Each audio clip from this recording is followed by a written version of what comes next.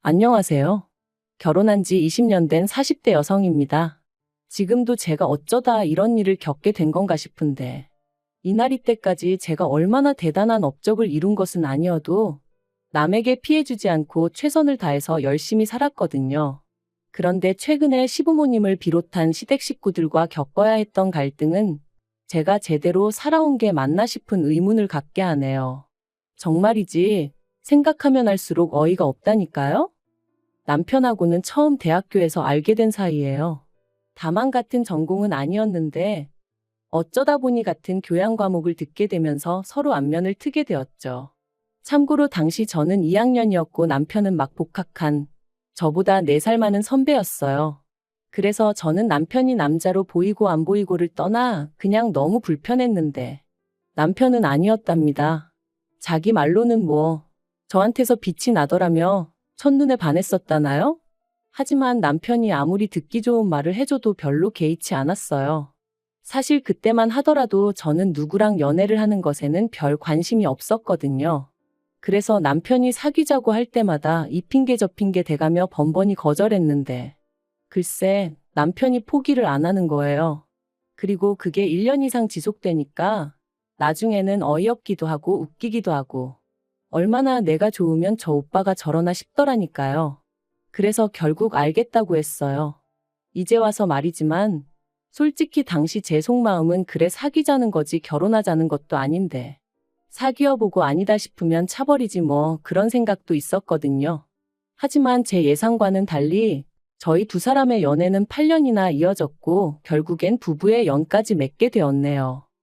이제 와서 말이지만 결혼까지의 과정이 순탄치만은 않았어요. 사실 결혼 이야기가 막 나오기 시작했을 때만 하더라도 당장 저희 친정 부모님부터가 더는 시간 끌지 말라며 이러다 결혼 안 하게 되면 저도 그렇고 남편에게도 좋을 거 없다시며 성하셨거든요. 그리고 남편은 진작부터 결혼 이야기를 꺼내던 사람이었으니 저희 친정 부모님의 이런 말씀을 너무나 기쁘게 받아들였어요. 그런데 문제는 그 시기에 아버님이 하시던 사업이 부도가 나버린 거죠. 사실 아버님 사업이 조금씩 어려워지고 있는 건 남편을 통해 들은 바도 있고 해서 저도 어느 정도 알고는 있었는데 그래도 그렇게 빨리 무너져 버릴 줄은 몰랐거든요. 정말이지 이걸 어떻게 친정에 말해야 하나. 말 그대로 미치겠대요? 솔직히 헤어져야겠다는 생각은 안 했기에 어떻게 친정 부모님을 설득해야 하나 그 걱정이 더 컸던 것 같아요. 그런데 안 좋은 일은 연달아 온다더니 그게 끝이 아니었습니다. 아버님 사업이 어려워지자 빚쟁이들이 집에 찾아오기 시작했거든요.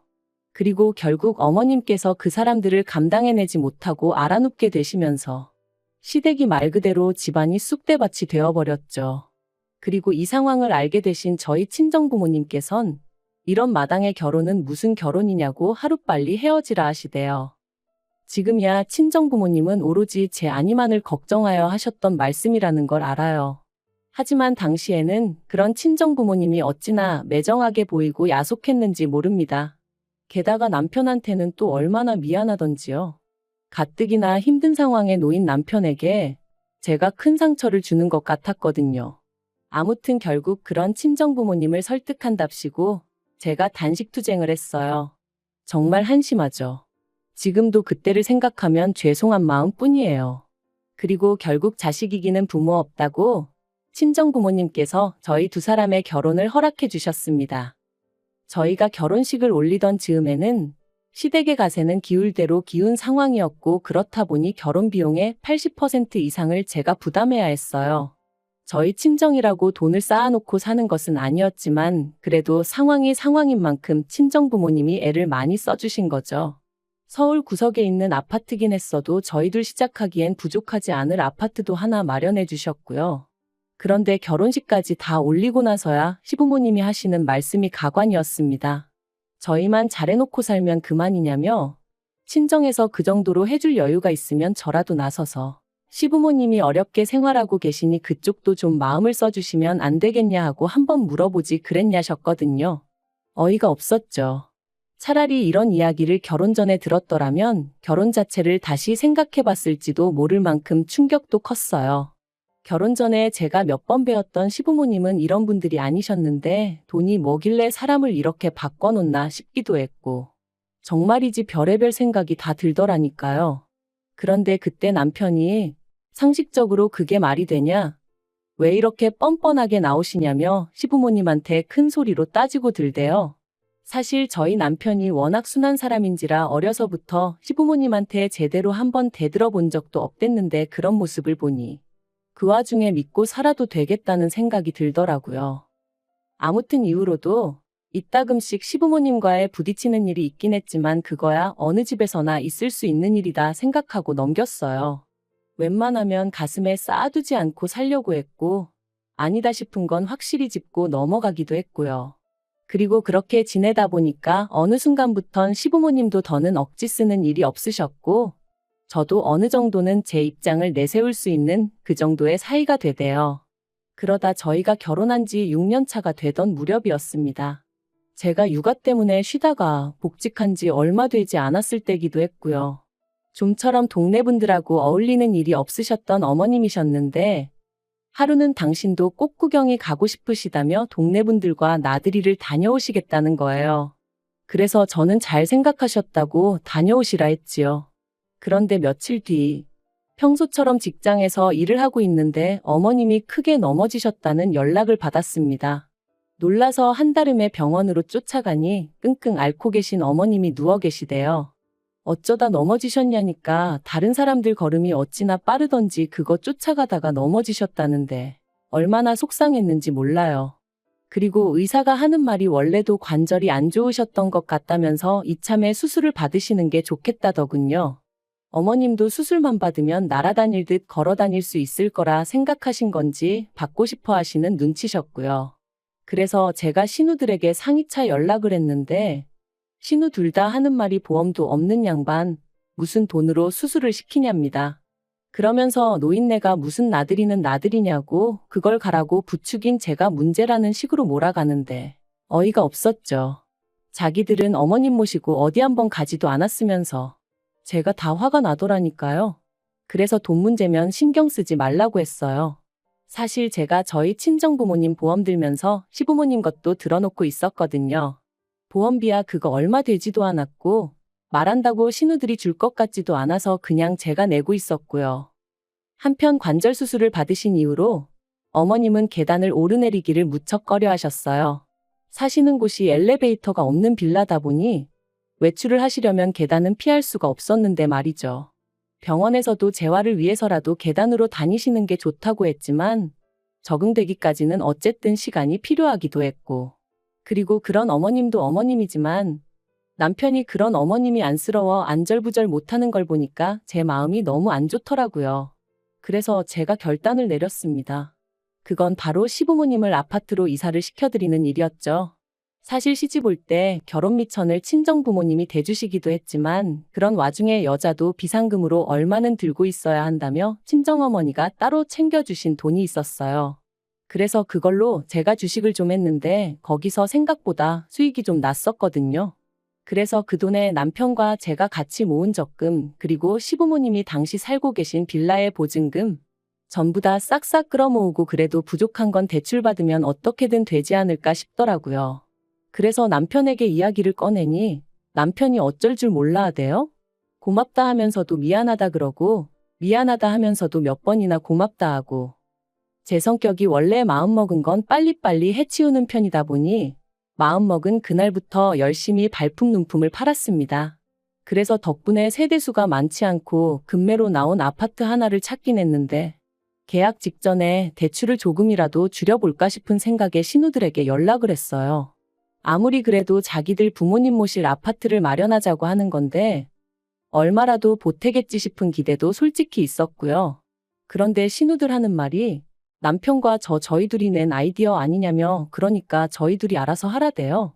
자기들이 보기엔 시부모님 두 분이 빌라에서도 아무 문제 없이 잘만 지내시는데 저희가 괜히 일을 벌린다는 식으로 말하면서 말이죠. 내심 야박하다 싶었지만 왠지 치사스러운 마음에 저도 두 번은 안 물었습니다. 그러냐고 알겠다 하고 말았네요. 그리고는 어차피 이렇게 된 거 이러나 저러나 제가 집어넣은 돈이 제일 많으니 제 명의로 사서 살게 해드리자 그렇게 된 거였어요. 남편하고 공동 명의로 할까 싶기도 했는데 남편이 그냥 제 명의로 사라고 하더라고요. 그리고 그렇게 시부모님을 아파트로 모셨는데 두 분 다 그때까지도 명의에 대해서는 이런 방구도 없으시더니 갑자기 트집을 잡기 시작하셨어요. 집 사는데 당신들 전세 보증금도 들어갔으면 공동 명의를 했어야 하는 거 아니냐면서 제가 마치 두 분 전세 보증금을 가로챘다는 식으로 말씀을 하시더라고요. 너무 황당하고 어이가 없어서 그러면 처음부터 제가 이사하자고 했을 때 싫다 하시지 그러셨냐니까 그건 또 못 들은 척 하시고 결국 제가 그런 시부모님께 그럼 그 보증금 빼드릴 테니 다시 사시던 곳으로 돌아가시겠냐 물었습니다. 아니면 대출이고 뭐고 두 분이서 다 갚으시겠냐고 그러면 저는 제 돈 다 빼서 나가겠다고요. 그랬더니 그제서야 더는 입 딱 다무시고 명의 가지고 왈가왈부를 안 하시더라니까요. 물론 이후로도 다른 시시콜콜한 일들로 제 속을 긁으시기 일쑤였지만요. 한편 남편과의 결혼 생활은 어느새 안정기에 접어들어 여러 가지로 만족스러운 나날이었어요. 남편이나 저나 서로 싫다하는 건 안 하는 성격이다 보니 서로 마음고생시키는 일도 없었고 종종 주변에서 신혼이냐 물을 만큼 사이가 좋았답니다. 그런데 그런 남편이 올해 초 퇴근길에 신호등 건너다가 버스에 치여서 제대로 인사도 못하고 떠났어요. 앞으로 한 10년만 더 일하고 은퇴하자. 은퇴해서 우리 둘이 여기저기 여행 다니며 재밌게 살자. 그 무렵 남편이 입버릇처럼 하던 말이었는데 그렇게 허무하게 떠나더라고요. 인생 참 별거 없다 싶대요. 그러다 지난달이었습니다. 웬일로 시부모님도 그렇고 신우들까지 저더러 만나자고 하더라고요. 여러 가지로 정리를 좀 해야 하지 않겠냐면서 말이죠. 그리고 그때 직감적으로 돈 이야기를 하려는 건가 싶더라고요. 남편 생전에 시부모님 생활비 대부분을 저희가 담당했었거든요. 참고로 시부모님한테 저희가 100만 원, 신우 둘이 각자 25만 원씩 보내드리다가 남편 떠나고 나서는 제가 보내드리던 돈을 줄였습니다. 맞벌이에서 당장 외벌이가 된 것도 있었고 어쨌든 산 사람은 살아야 된다고 저도 저지만 미술 전공이던 딸의 수업료를 생각하면 어쩔 수 없는 선택이었죠. 그래서 50만 원만 보내드린다 말씀드렸고 아버님 어머님 두 분 다 수학이 너머로 목소리가 좋진 않으셨지만 알아서 하라고 하시대요.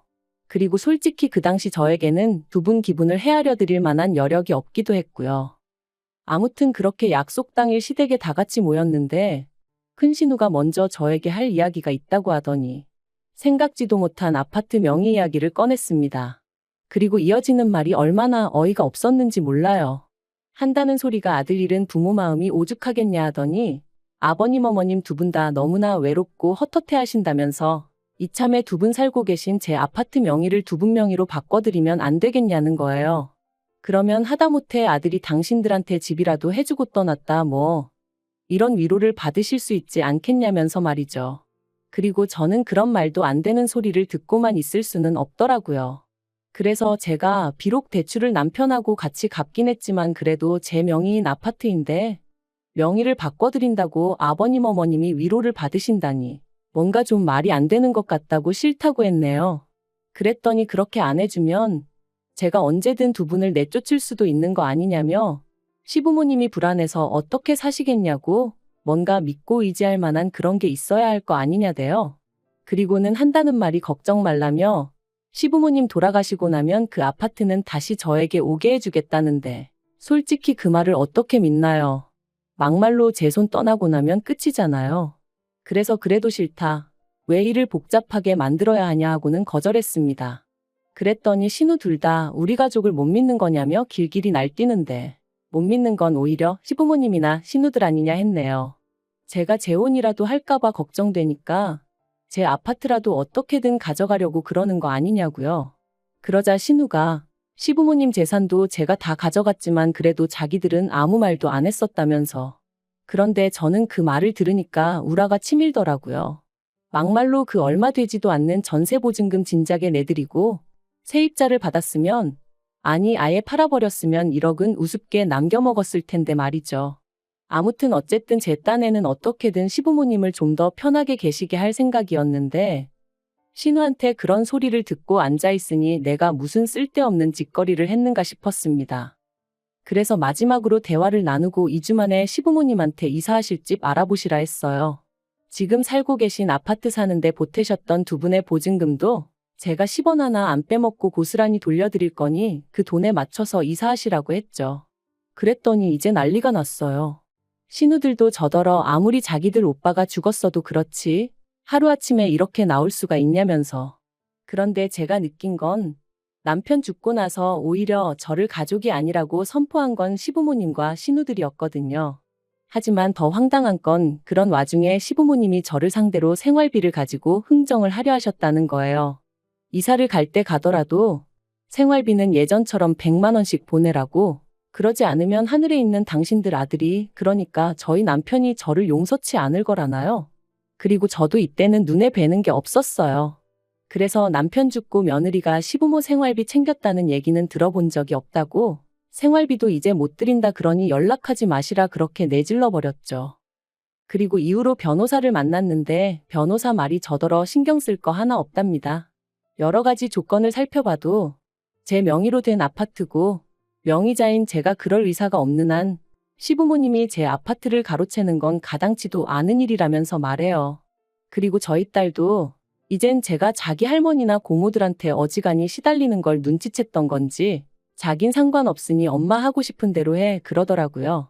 그래서 결국 친정에 들어가서 사는 쪽으로 얘기가 되어가고 있어요. 남편하고 살던 아파트는 당분간 비워두고 어머님 아버님 사시는 아파트는 생각만 하면 한숨부터 나오는 게 지금 이사 안 가신다고 버티고 계시거든요. 일단 겨울은 계시게 해야 되나 싶기도 하고. 아무튼 내년 봄쯤에는 앞으로 전망이 어떻건 간에 그냥 팔아버리려고요. 솔직히 시작부터 받은 거 하나 없었어도 남편을 생각해서 시부모도 내부모다 생각하고 두 분 돌아가시는 날까지 며느리 도리는 다 하려고 했는데 저 혼자 한 약속이지만 지키지 못하게 된 현실이 남편을 생각하면 미안하고 그래요. 하지만 남편도 그곳에서 저를 이해해주고 있겠죠. 아무튼 당분간은 제 마음 추스리고 애만 보면서 살렵니다. 시댁 쪽은 생각도 하지 않으려고요.